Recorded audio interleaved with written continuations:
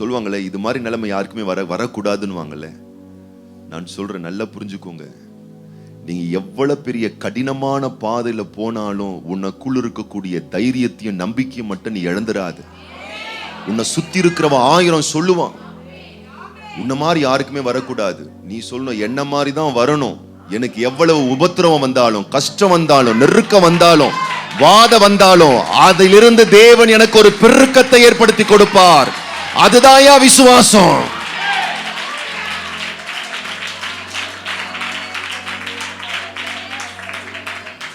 கஷ்டமே வரக்கூடாது, வருத்தமே வரக்கூடாது, சங்கடமே வரக்கூடாது, கஷ்டமே வரக்கூடாது, வருத்தமே வரக்கூடாது, சங்கடமே வரக்கூடாது அப்படின்னா நீங்க இந்த பூமியில இருக்கக்கூடாது. ஆமா, அதுதான், வேற வழி இல்ல. இல்ல வருது, இது மாதிரிலாம் யாருக்குமே நடக்கூடாது. ஏன் நடந்தான்னா, நான் சொல்றேன், உசுறு உடம்புல இருக்கிற வரைக்கும் ஒரு பிரச்சனையும் கிடையாது.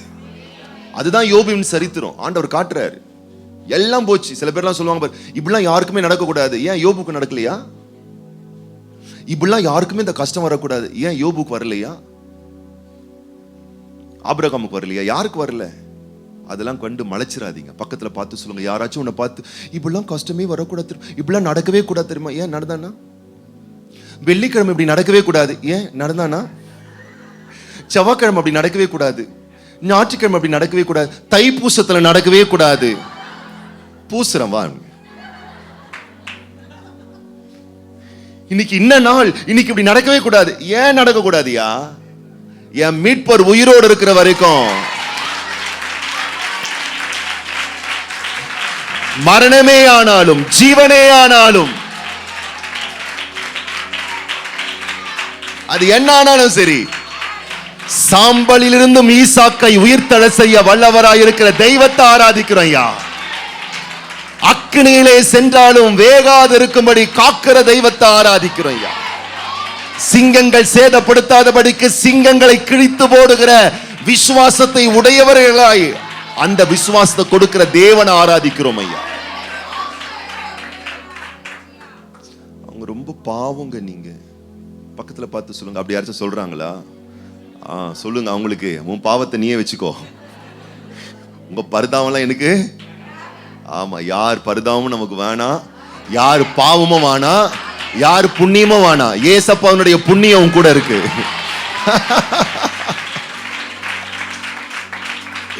இதுக்குன்னு ஒரு கும்பல் இருக்கு. அந்த கும்பல்லாம் உங்க சொந்தத்திலேயே ரத்தமா ஒட்டின்னு இருக்கும் உங்ககிட்ட. ஐயோ, இப்படிலாம் வரக்கூடாது, இப்படிலாம் நடக்கக்கூடாது. நடந்தா என்ன இப்போ? இல்ல, அவங்களுக்கு கரெக்டா நடந்துருச்சு. அவங்க நடக்கிறவங்க அப்படிதான் நடக்கும், அவங்க ஓடுறவங்க அப்படிதான் நடக்கும். நாங்கெல்லாம் பறக்கிறவங்க, எங்களுக்கு விசேஷமா தான் நடக்கும். இவ்வளவு பெரிய பஞ்சம் வந்துருச்சு. பஞ்சம் வந்தாலும் கர்த்தருடைய வார்த்தை கேட்கிறவர்கள் ஆசீர்வதிக்கப்பட்டவர்கள். நெருக்கங்கள் வந்தாலும், ஏழாமைகள் வந்தாலும், முடியாமைகள் வந்தாலும், ஆகாமைகள் வந்தாலும், கர்த்தருடைய சத்தத்தை நாங்க கேட்கிறோம், ஆண்டவருடைய வார்த்தையை நாங்க கேட்கிறோம், தகப்பனுடைய சித்தத்தை செய்யங்களை தத்தம் பண்றோம். 2 ராஜாக்கள் 7ஆம் அதிகாரம் 3ஆம் வசனத்திலிருந்து, குஷ்டரோகிகளான 4 பேர் ஒளிமுக வாசலில் இருந்தார்கள்.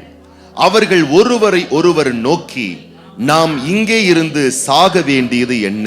பக்கத்துல பார்த்து சொல்லுங்க, குண்டு சட்டிலேயே குதிரை ஓட்டிக்கிட்டு இருந்தீங்கன்னா அவ்வளவுதான், சாம்பல் பிடிச்சிரும். அப்படியே இருக்கிறது, அப்படியே 3 வேளை நல்லா சமைக்கிறது, நல்லா கொட்டிக்கிறது. அந்த டிவியை போடு, அந்த அது எத்தனை மணிக்கு? அத அந்த சீரியா போடு, நல்லா திங்குறது, தூங்குறது, சீரியலை பாக்குறது. பக்கத்துல பார்த்து சொல்லு, சீக்கிரம் சாம்பல் ஆயிருவேன். இன்னைக்கு நான் எழும்புறேன், என் குடும்பம் ரட்சிக்கப்பட எழும்புறேன், என் பிள்ளைகள் ஆசீர்வதிக்க ஒரு எஃபர்ட் எடுக்கிறேன், என் குடும்பம் முன்னேற்றம் அடைய ஒரு எஃபர்ட் எடுக்கிறேன், ஊழியம் சிறக்க, என் ஆரோக்கியம் கட்டப்பட, என் ஆவிக்குரிய வாழ்க்கை கட்டப்பட, என் பரிசுத்த ஜீவியம் கட்டப்பட, எங்களுடைய செல்வ வளமுள்ள வாழ்வு ஆசீர்வதிக்கப்பட நெக்ஸ்ட் ஷிஃப்ட்டுக்கு நாங்க போக நான் மொத்தமா என்ன தயார்படுத்துறேன்னு சொல்லி நீ இருக்கிற தூசியை தட்டிட்டு எழும்புறேன்னு சொன்னா இன்னைக்கு வானம் திறக்கப்படுகிறது, பரலோக அபிஷேகம் உமேல இறங்குது. அடுத்த கட்ட வளர்ச்சிக்கு செல்வதற்கு ஆண்டவர் உன்னை அபாரமாய் அபிஷேகம் பண்ணுகிறார். ஆண்டவருடைய மகிமை, ஆண்டவருடைய பலன், ஆண்டவருடைய கரம் இல்லாண்டவர் என் குடும்பத்தை மொத்தமா நான் மீட்புக்குள்ள நான் நடத்த போறேன். என் வீட்டுக்குள்ள வியாதி வரக்கூடாது, அதற்கான ஒரு எஃபர்ட் எடுக்க போறேன். என் வீட்டுல சண்டை வரக்கூடாது, அதற்கான ஒரு முயற்சி எடுக்க போறேன். குடும்பமாய் நாங்கள் சேர்ந்து தேவனை ஒவ்வொரு நாளும் நாங்கள் ஆராதிக்கணும், ஜெபிக்கணும், உபவாசிக்கணும், துதிக்கணும், ஸ்தோத்தரிக்கணும், தேவனுக்காக தியாகமா வாழணும். அதற்கான ஒரு முயற்சி நான் எடுக்க போறேன். என் பிசினஸ் வாழ்க்கையில வருமானம் பெருகணும், என் பொருளாதாரத்தில் ஐஸ்வர்யம் பெருகணும், என் குடும்பத்துல சந்தோஷம் பெருகணும். அது என்ன குறை இருக்கு அதை சரிப்படுத்த போறேன். அப்படியேதான் அவங்க சொல்றாங்க. அப்படியே இருந்தோம்னா செத்து போயிட வேண்டியதுதான். இந்த உலகத்தின் சிஸ்டம் அழித்து விடுகிற சிஸ்டம். இந்த உலகத்தின் சிஸ்டம் உன்கிட்ட இருக்கிறதை உரிந்து கொள்ளுகிற சிஸ்டம். இந்த உலகத்தின் சிஸ்டம் உன்னை பயமுறுத்துகிற சிஸ்டம். இந்த உலகத்தின் சிஸ்டம் உன்னை அப்படியே உன்னை இந்த தவளை கொட்டா இருக்கு பாத்தீங்களா? சொல்லுங்க பார்க்கலாம். தவளை அதை கொதிக்கிற தண்ணியில கொண்டு போய் போட்டா என்ன பண்ணும்?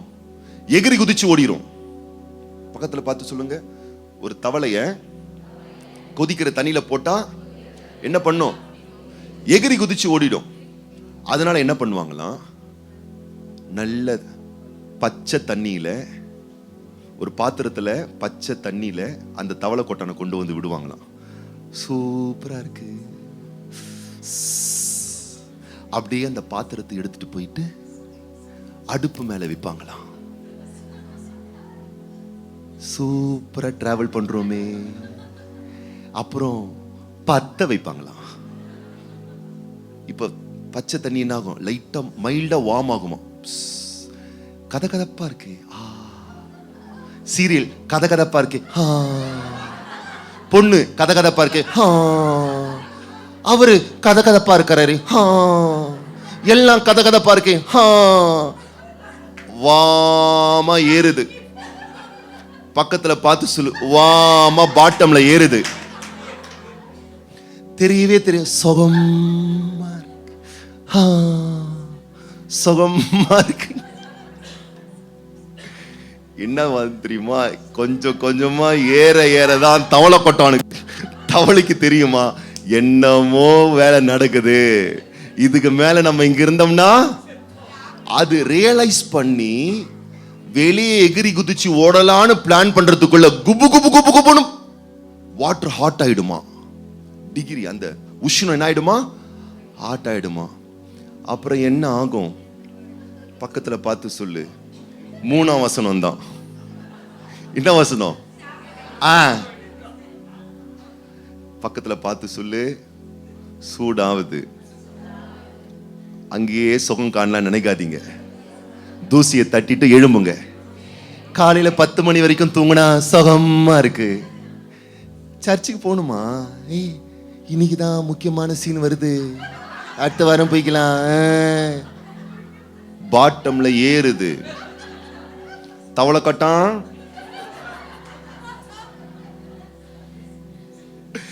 அதுக்கப்புறம் நீ டெப்த்ல போயிட்டீனா பக்கத்துல பார்த்து சொல்லு. கொஞ்சம் சுகமா இருக்கிற மேட்டர்ல கொஞ்சம் ஆழமா போயிட்டீனா கண் கெட்ட பிறகு சூரிய நமஸ்காரம் வாங்கல வெளியே வர முடியாது. இப்பவே கர்த்தர் சொல்றாரு, வெளியே எகிரி குதிச்சு ஓடிரு. இங்கே இருந்தா சாக வேண்டியதுதான். கர்த்தர் உன்னை அடுத்த கட்ட அபார வளர்ச்சிக்காக அழைக்கிறார். உனக்கு மாத்திரமல்ல, நீ தேசத்திற்கே ஆசீர்வாதமாய் இருக்கும்படி. இங்கே ஏன் இருக்கிறாய்? இதிலேயே ஏன் உழன்று கொண்டிருக்கிறாய்? தேவன் உன்னை உயர்ந்த அழைப்போடு அழைத்திருக்கிறார். உயர்ந்த லட்சியங்களை உன் மேல வச்சிருக்கிறாரு. நீ இருக்க வேண்டிய இடம் இந்த இடம் அல்ல. தேவன் உயர்ந்த ஸ்தானத்தில் உன்னை வைத்திருக்கிறார். தேவ பிள்ளையை எழும்பி பிரகாசி. எழும்பி பிரகாசிக்கிற நாட்கள், எழும்பி பிரகாசிக்கிற காலங்கள்.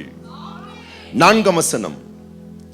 பட்டணத்திற்குள் போவோம் என்றும் பட்டணத்திலே பஞ்சம் உண்டாயிருக்கிறதுனால் அங்கே சாவும், நாம் இங்கே இருந்தாலும் சாவும். ஆகையால் இப்பொழுது சீரியருடைய இராணுவத்திற்கு போவோம், வாருங்கள். அவர்கள் நம்மை உயிரோடே வைத்தால் பிழைக்கிறோம், நம்மை கொன்றால் சாகிறோம் என்று சொல்லி. பக்கத்துல பார்த்து சொல்லுங்க, நீங்க ஒரு முயற்சி எடுத்தாலும் அது சரிப்பட்டு வர மாட்டேங்குது. வீட்டுல சும்மா துண்டு துண்டு தூங்கினாலும் சரிப்பட்டு வர மாட்டேங்குது. இங்கேயும் சாவு, அங்கேயும் சாவு. என்ன பண்ணலாம்? என்ன தீர்மானம் பண்றாங்க பாருங்க, எதிரியின் பாளையத்திலேயே கைய வச்சிருவோம். அப்படின்னா என்ன அர்த்தம்? எழும்பி அபார வளர்ச்சி அடைய இன்னைக்கு வீரியம் கொண்டு ரிஸ்க் எடுக்க ஆயத்தமாகு. பக்கத்துல பார்த்து சொல்லு, ரஸ்க் சாப்பிடுவீங்களா? கொஞ்சம் ரிஸ்க் சாப்பிட ஆரம்பிங்க. இது என்னால முடியாது, முழங்காலில் முட்டி போட முடியாது, ரிஸ்க் தான், முட்டி போட ட்ரெயின் அப் ஆகு. உபவாசிக்க முடியாது, ரிஸ்க் தான், உபவாசிக்க ட்ரெயின் அப் பண்ணு. போனை நோண்டாம இருக்க முடியாது, ரிஸ்க் தான், ரிஸ்க் எடுக்க கொஞ்சம் ட்ரெயின் அப் ஆகு. சிலரோட பேசாம பார்க்காம பழகாம இருக்க முடியாது, ரிஸ்க் தான், ரிஸ்க் எடுக்க பழகு. சில வேலைகள், வீட்டு வேலைகள், கடமைகள் செய்யறது கொஞ்சம் கஷ்டமா இருக்கலாம், ஹார்டா இருக்கலாம், ரிஸ்க் எடுக்க இன்னைக்கு தயாராகு, உழைக்க தயாராகு. அடுத்த கட்ட உயர்வு அடைவதற்கு இன்னைக்கு ஒரு ரிஸ்க் எடுக்க தயாராகு. நீ இங்கேயே இருந்து விட்டால், நீ இப்படியே இருந்து விட்டால், அடுத்த 10 வருஷத்துக்கு பிறகு உன் வாழ்க்கை பரிதாபமான வாழ்க்கையாய் மாறிவிடும். இன்றைக்கு இருக்கக்கூடிய சொகுசுகளை எண்ணி வருங்காலத்தை கொட்டை விட்டு விடாதீர்கள். ரிஸ்க் எடுக்கிறோம், தனியா போராடுறது ரிஸ்க் தான், பரவாயில்ல நான் எடுக்கிறேன். கர்த்தருடைய துணை எனக்கு இருக்கிற வரைக்கும், ஆண்டவருடைய உதவி எனக்கு இருக்கிற வரைக்கும், இந்த உலகமே கைகளை அடைத்துக் கொண்டாலும் பரத்தில் இருந்த ஆண்டவரனை தூக்குவார். இந்த அரசாங்கம், இந்த சட்டம், இந்த உலகம் அத்தனையும் உனக்கு எதிராக இருந்தாலும் ஆண்டவருடைய ஒரு துணை போதும் உன் வாழ்க்கையில நீ உயர்ந்த இடத்துக்கு வர்றதுக்கு. 5, சீரியருடைய இராணுவத்திற்கு போக இருட்டோடே எழுந்திருந்து சீரியருடைய பாளையத்தின் முன்னணையில் வந்தார்கள். அங்கே ஒருவரும் இல்லை. வலது கைகள் ஆண்டவருக்கு நேராக உயர்த்தி அதிகாலையில் எழும்பி ஜெபிக்கிற ஒரு ஜெப வீரனாய் என்ன மாற்றுங்க ஆண்டவரே. எல்லா பிரதர்ஸும் எல்லா சிஸ்டர்ஸும் 2 கைகள் ஆண்டவருக்கு நேராக உயர்த்தி, நீ என்னைக்கு அதிகாலையில் எழுந்து ஜெபிக்கிற ஒரு பழக்கம், அதிகாலையில் எழும்பி முழங்கால் படியிடுகிற பழக்கம், பிசாசு அவ்வளவு சீக்கிரம் உன்னை விட மாட்டான். ராத்திரியெல்லாம் செல்போனை நோண்ட வைப்பான், ராத்திரியெல்லாம் விழிக்க வச்சிருவான், ராத்திரியெல்லாம் கண்டதை எல்லாத்தையும் செய்ய வச்சுட்டு காலையில உன்னை எழும்ப வைக்க மாட்டான். நீ ராத்திரியெல்லாம் காலையில் சீக்கிரமா எழும்பி ஆண்டவருக்கு நேராக 2 கைகளை உயர்த்தி முழங்கால் படியிட்டு ஜெபிக்கிற தேவ பிள்ளையா இருந்தால் நான் சொல்லுகிறேன், உன் வாழ்க்கை வெற்றியை நோக்கி பயணிக்கிறது.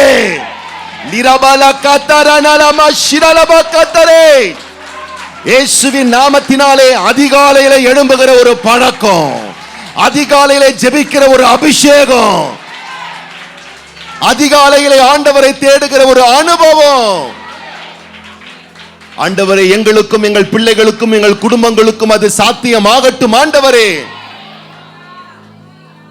காலையில எழும்பி கர்த்தரை தேடுகிற, கர்த்தரை ஆராதிக்கிற, கர்த்தரை கனப்படுத்துகிற அந்த கிருபை பெரிய ஆசீர்வாதம் என் பிள்ளையே.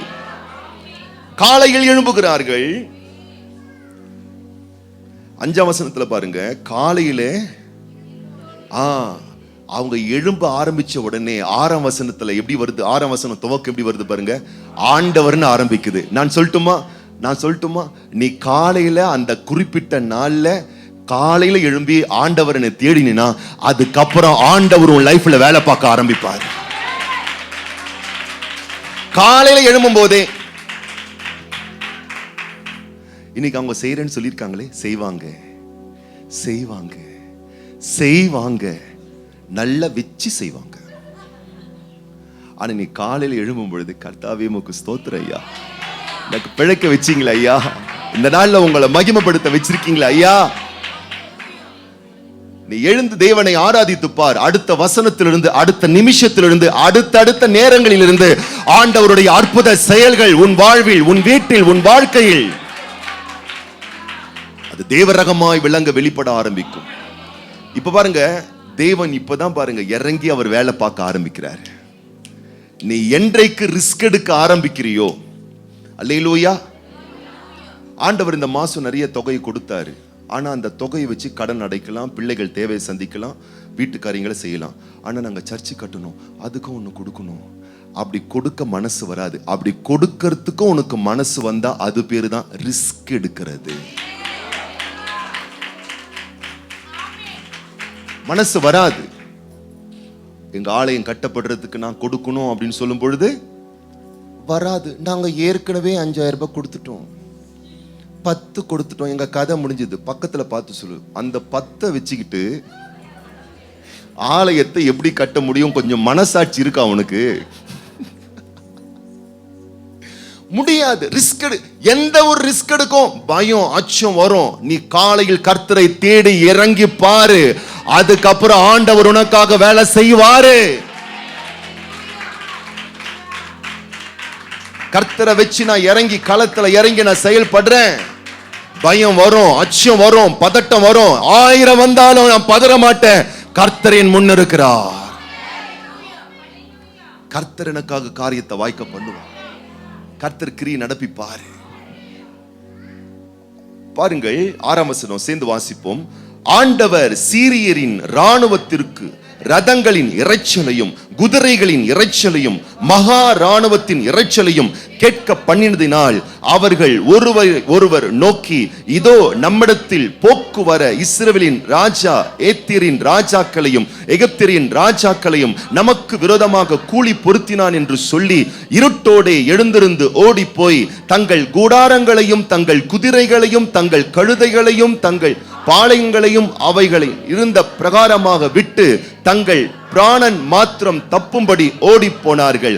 அந்த குஷ்டரோகிகள் பாளையத்தின் முன்னணி மட்டும் வந்தபோது ஒரு கூடாரத்திற்குள் பிரவேசித்து புசித்து குடித்து அதிலிருந்து வெள்ளியையும் பொன்னையும் வஸ்திரங்களையும் எடுத்துக்கொண்டு போய் ஒளித்து வைத்து திரும்பி வந்து வேறொரு கூடாரத்துக்குள் பிரவேசித்து அதிலிருந்து அப்படியே எடுத்துக்கொண்டு போய் ஒளித்து வைத்து பின்பு அவர்கள் ஒருவரை ஒருவர் நோக்கி, இவங்க இவங்க இவங்க குஷ்டரோகிங்க 3 பேரு அந்த எதிரியின் பாளையத்துக்குள்ள வந்திருக்காங்க. குஷ்டரோகி எப்படி வந்திருப்பான்? நம்மள மாதிரியா வந்திருப்பான்? சும்மா கம்பீரமா நடந்து சொறி பிடிச்சி சரங்கு பிடிச்சி சீலு பிடிச்சி கூனி குறுகி வந்திருப்பான். இவன் நடக்கிற சத்தத்தை சத்துருக்கள் கேட்டு பெரிய ரதம் வந்துருச்சுன்னு நினைச்சுக்கிட்டு அவங்க ஓடி போயிட்டாங்களாம். நான் சொல்லட்டுமா, நீ சாதாரணமான ஆளா இருக்கலாம், ஆண்டவருடைய வல்லமை உனக்குள்ள வந்துருச்சுன்னா அசாதாரணமான ஆளா தேவன் உன்னை மாற்று. தேவனை ஆராதிக்க ஆராதிக்க ஜெபிக்க ஜெபிக்க துதிக்க துதிக்க தொழுது கொள்ள ஸ்தோத்தரிக்க என்ன தெரியுமா நடக்கும்? இந்த உலகமே உன்னை பார்த்து பயப்படும், சமுதாயமே உன்னை பார்த்து வியக்கும். அந்த அளவுக்கு ஆண்டவர் பிரமிக்கக்கூடிய காரியங்களை செய்ய எதிரிகள் எல்லாம் விட்டுட்டு போயிட்டாங்களாம். இப்ப இந்த குஷ்டரோகிகள் நேரா வராங்களாம், எல்லாம் ஃப்ரீ. பக்கத்துல பார்த்து சொல்ல, நீ ரிஸ்க் எடுத்தா நிறைய ரஸ்க் சாப்பிடலாம். உள்ள வரானுங்க, சாப்பிடுறானுங்க, வெள்ளி பொண்ணு எல்லாம் இருக்கு, எல்லாம் எடுத்து அனுப்பிச்சுக்கிட்டு இருக்காங்க. பக்கத்துல பார்த்து சொல்ல, கர்த்தருடைய நாமத்தை முன்னிட்டு இன்னைக்கு ஒரு பிரயாசம், ஆவிக்குரிய பிரயாசம், பொருளாதார பிரயாசம், உழைக்கிற பிரயாசம், பிழைக்கிற பிரயாசம், ஒரு காரியத்தை நான் செய்ய போறேன். இவ்வளவு நாள் நான் இவ்வளவு டிசிப்ளினா வாழல, இனிமேல் நான் அப்படி வாழ போறேன். கண்டமேனிக்கு சாப்பிட்டுட்டு இருந்தேன், இப்படிதான் நான் சாப்பிட போறேன். கண்டமேனிக்கு தூங்கிக்கிட்டு இருந்தேன், இப்படிதான் நான் தூங்க போறேன். ஜெபிக்காமலே இருந்தேன், இல்ல இனிமேல் நான் ஜெபிக்க போறேன். உபவாசிக்காமலே இருந்தேன், இனிமேல் நான் உபவாசம் பண்ணேன். கர்த்தருக்காக நான் வாழாம இருந்தேன், இனிமேல் நான் வாழ போறேன் அப்படின்னு சொல்லி நீ எடுக்கக்கூடிய நல்ல ஒரு டிசிஷன், நல்ல ஒரு தீர்மானம், அத்தனைக்கும் உனக்கு அற்புத பலன்கள் உண்டு என்பதை மறந்து விடாதே. அத்தனைக்கும் அற்புத ஆசீர்வாதங்கள் உண்டு, மறந்து விடாதே. பெரிய பலன் இவங்க பாக்குறாங்க. அந்த ரிஸ்க் எடுத்துட்டு வராங்க பாருங்க. ஆண்டவர் அங்கே வந்து அவர்களுக்காக கிரியை நடப்பிக்க ஆரம்பிக்கிறார். ஒன்னா எடுக்கிறாங்க. பக்கத்துல பார்த்து சொல்லு, நீ எந்த அளவுக்கு எஃபர்ட் எடுக்கிறியோ, நீ எடுக்கிற முயற்சிகள் 2 மடங்கு, ஆண்டவர் இருக்கிற முயற்சிகள் 2000 மடங்கு. நீங்க ஒரு முயற்சியும் எடுக்காமல் ஒரு நன்மையும் பெற முடியாது. நீ விதைக்க விதைக்க, பிரயாசப்பட ஒவ்வொரு காரியத்துக்காக நீ காரியங்களை செயல்படுத்த பெரிய பலன்களை பார்ப்பீர்கள். 9 பின்பு அவர்கள் ஒருவரை ஒருவர் நோக்கி, நாம் செய்கிறது நியாயம் அல்ல. இந்த நாள் நற்செய்தி அறிவிக்கும் நாள். நாம் மௌனமா இருந்து பொழுது விடியும் மட்டும் காத்திருந்தால் குற்றம் நம்மேல் சுமரும். இப்போதும் நாம் போய் ராஜாவின் அரண்மனைக்கு அதை அறிவிப்போம், வாருங்கள் என்றார். பக்கத்துல பார்த்து சொல்லுங்க, நீங்க செய்யறது நியாயம் அல்ல. நாம் செய்யறது நியாயம் அல்ல. நாம் செய்யறது என்ன நியாயம் இல்ல? கர்த்தர் தரதெல்லாம் நம்ம வாயிலேயே போட்டுக்கிட்டு இருக்கோம். அது நியாயம் அல்ல.